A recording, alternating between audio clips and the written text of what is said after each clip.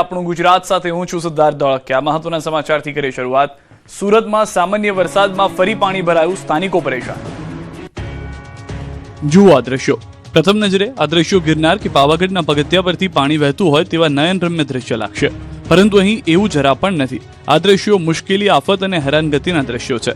સુરતના વીઆઈપી પાસે આવેલા મહાવીર હાઇટ્સમાં વરસાદી પાણી ઘૂસી ગયું। પાણી ભરાતા પાર્કિંગથી લઈને દુકાનો સુધી પાણી ઘૂસી ગયું, જેના કારણે રહેવાસીઓમાં ભારે રોષ જોવા મળ્યો। બિલ્ડિંગના પાર્કિંગ વિસ્તારમાં તેમજ ગ્રાઉન્ડ ફ્લોર પર આવેલી દુકાનોમાં પાણી ઘૂસી જતા લોકોના વાહનો અને માલ સામાનને નુકસાન પહોંચ્યાનો આક્ષેપ છે।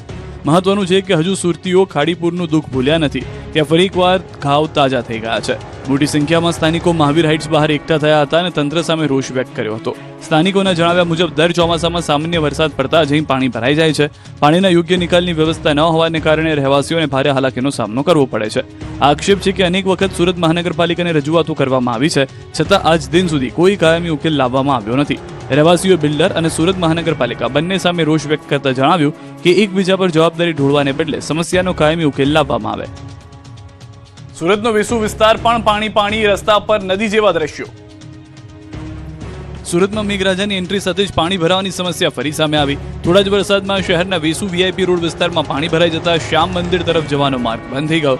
બીજી તરફ ઉધના ગરનાળામાં પણ ઘૂંટણસમા પાણી ભરાતા વાહન ચાલકો મુશ્કેલીમાં મુકાયા। દ્રશ્યો વેસુ વિસ્તારમાં શ્યામ મંદિર તરફ જતા માર્ગના છે। થોડા જ વરસાદમાં માર્ગ પાણીમાં ગરકાવ થઈ ગયો, જેના કારણે રિક્ષા ચાલકો અને વાહન ચાલકોને રસ્તા પરથી પરત ફરવાનો વારો આવ્યો।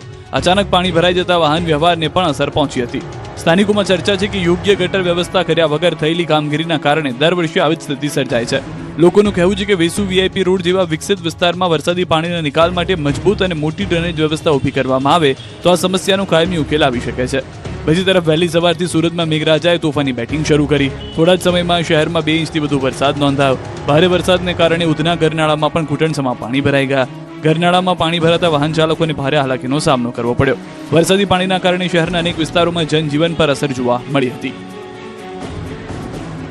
વારંવાર પાણી ભરાતા સુરતના શુભમ ભાર્ગવ આવાસના લોકો કંટાળ્યા। પાણી ભરેલા રોડ પર બેસી નોંધાવ્યો વિરોધ। વરસાદમાં ફરી એકવાર સુરતની પાણીવાળી સુરત સામે આવી છે। આ વખતે તો એટલો વરસાદ પણ વરસ્યો નથી, એટલે જ સ્થાનિકો રસ્તા પર આવી ગયા અને પાણીમાં બેસીને ચક્કાજામ કર્યો। વાત સુરતના વેસુ વિસ્તારની છે। અહીં શુભમ ભાર્ગવ આવાસમાં સામાન્ય વરસાદ બાદ જ ઘૂંટણસમા પાણી ભરાઈ ગયા, જેના કારણે સ્થાનિકોમાં રોષ ફેલાયો। આ સમસ્યાથી કંટાળેલા રહીશોએ રસ્તા પર ચક્કાજામ કરીને સુરત મહાનગરપાલિકા સામે વિરોધ નોંધાવ્યો। કેટલાક રહીશો તો પાણી ભરાયેલા રસ્તા પર બેસી અનોખી રીતે પોતાનો વિરોધ વ્યક્ત કરી રહ્યા છે। સ્થાનિકોના જણાવ્યા મુજબ છેલ્લા 5 થી 6 વર્ષથી દર ચોમાસામાં આ જ સ્થિતિ સર્જાય છે।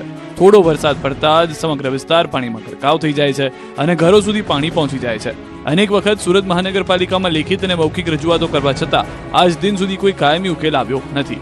વિરોધ દરમિયાન રહીશોએ જાગો એસએમસી જાગોના નારા લગાવી તંત્રને જાગૃત થવા અપીલ કરી હતી। રહીશોની માંગ છે કે દર વર્ષે આશ્વાસન આપવાના બદલે વરસાદી પાણીના નિકાલ માટે કાયમી વ્યવસ્થા કરવામાં આવે, જેથી આગામી ચોમાસામાં આવી મુશ્કેલીનો સામનો ન કરવો પડે। સૌરાષ્ટ્ર, મધ્ય ગુજરાત અને દક્ષિણ ગુજરાતમાં છૂટો છવાયો વરસાદ। ગુજરાતમાં ફરી એકવાર મેઘમહેર શરૂ થઈ છે। રાજ્યના અનેક જિલ્લાઓમાં વરસાદી માહોલ જામ્યો છે। ક્યાંક લાંબા વિરામ બાદ વરસાદથી ખેડૂતોમાં ખુશી છે, તો ક્યાંક વરસાદી પાણીના કારણે લોકોને મુશ્કેલીનો સામનો કરવો પડી રહ્યો છે। નવસારી શહેરમાં વહેલી સવારથી વાતાવરણમાં પલટો જોવા મળ્યો। Dhanera point, station road, depot, Tikhra, Jakatnaka સહિતના વિસ્તારોમાં વરસાદ વરસ્યો। પવન સાથે વરસાદ આવતા વાતાવરણ ઠંડક પ્રસરી ગઈ, જોકે શહેરના કેટલાક માર્ગો પર પાણી ભરાઈ જવાની સ્થિતિ પણ સર્જાઈ છે। ગીર સોમનાથ જિલ્લામાં પણ વરસાદી માહોલ જોવા મળ્યો છે। કોડીનાર શહેર સહિત આસપાસના ગ્રામ્ય વિસ્તારોમાં પણ ગાઢ વાદળો વચ્ચે વરસાદી ઝાપટા પડ્યા। લાંબા સમયના વિરામ બાદ વરસાદ વરસતા ખેડૂતોમાં ખુશીનો માહોલ જોવા મળ્યો છે। અરવલ્લી જિલ્લામાં પણ લાંબા વિરામ બાદ મેઘરાજાની એન્ટ્રી થઈ છે। મોડાસા શહેર સહિત આસપાસના ગ્રામ્ય વિસ્તારોમાં પણ વરસાદ વરસતા વાતાવરણમાં ઠંડક પ્રસરી હતી। વરસાદથી ખેડૂતોમાં પણ રાહતનો માહોલ જોવા મળી રહ્યો છે। બીજી તરફ નર્મદા ડેમની સપાટીમાં પણ વધારો નોંધાયો છે। ઉપરવાસમાંથી 16,174 ક્યુસેક પાણીની આવક થઈ રહી છે, જેના કારણે સરદાર સરોવર નર્મદા ડેમની સપાટી 127.70 મીટર સુધી પહોંચી છે। છેલ્લા 24 કલાકમાં ડેમની સપાટીમાં 20 સેન્ટીમીટરનો વધારો થયો છે।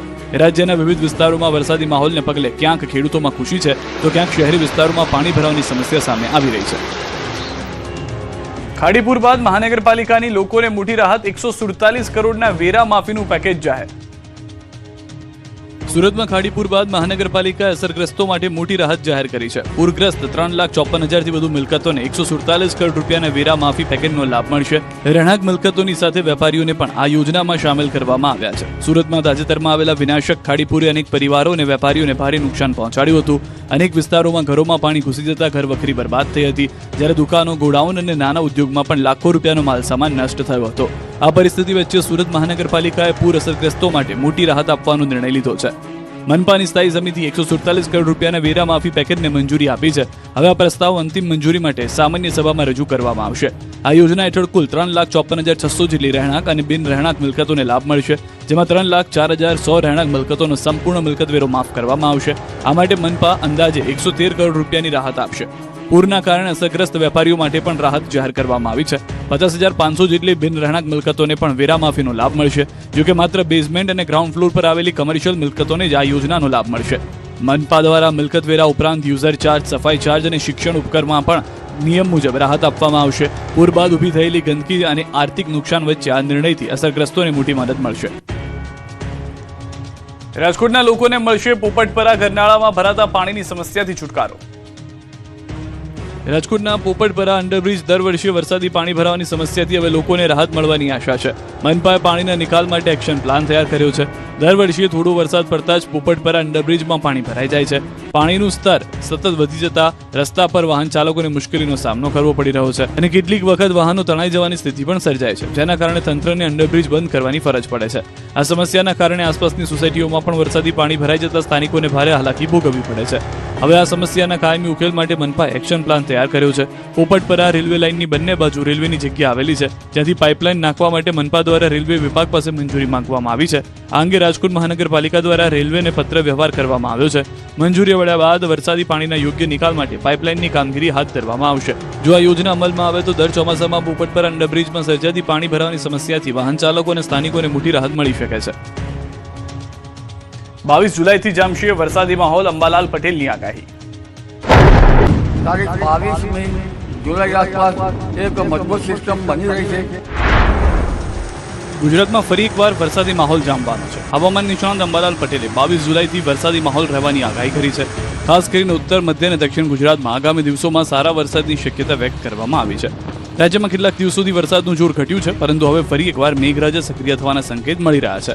હવામાન નિષ્ણાત અંબાલાલ પટેલના જણાવ્યા અનુસાર 22 જુલાઈથી રાજ્યમાં સાયક્લોનિક સિસ્ટમ સક્રિય બનશે, જેના પ્રભાવથી ઉત્તર અને મધ્ય ગુજરાતમાં વરસાદી માહોલ સર્જાશે.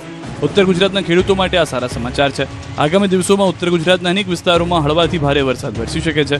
કેટલાક વિસ્તારોમાં 3 ઇંચ કે તેથી વધુ વરસાદ નોંધાઈ શકે છે. ઉત્તર ગુજરાતના ભાગોમાં મહત્તમ વરસાદ લગભગ 3 ઇંચ કે તેથી વધુ, કોઈ ભાગમાં 4 ઇંચ જેવો વરસાદ થઈ શકે. માત્ર ઉત્તર ગુજરાત જ નહીં, પરંતુ મધ્ય ગુજરાતમાં પણ સારા વરસાદની આગાહી કરવામાં આવી છે. અહીં 4 ઇંચ કે તેથી વધુ વરસાદ પડી શકે છે.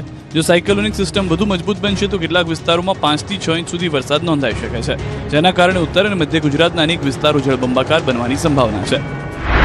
વડોદરા વગેરે ભાગોમાં, મધ્ય ગુજરાતના ભાગોમાં 4 ઇંચ કે તેથી વધુ વરસાદ થઈ શકે.